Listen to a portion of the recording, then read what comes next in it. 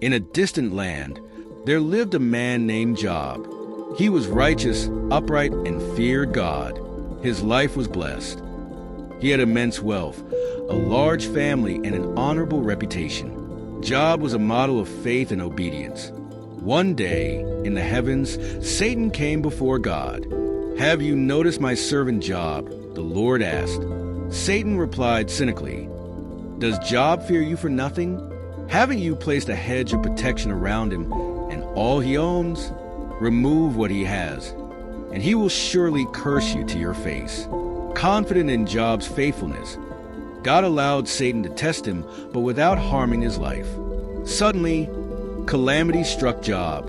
In one day, he lost his livestock, his servants, and worst of all, his children.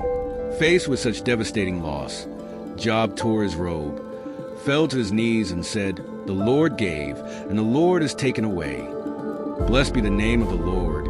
Satan returned to God, claiming that Job's faithfulness persisted only because his health remained untouched. God then allowed Satan to afflict Job's body, but prohibited him from taking Job's life.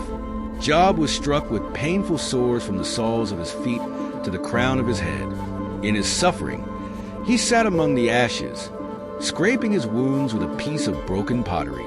His wife, overwhelmed with despair, said to him, "Curse God and die."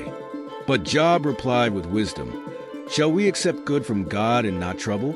3 friends of Job came to console him, Eliphaz, Bildad, and Zophar.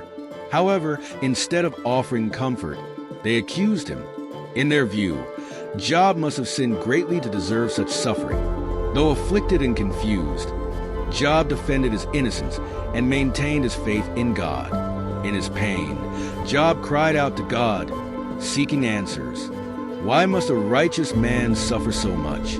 Why was God silent while he sought explanations? Then, from a whirlwind, God answered.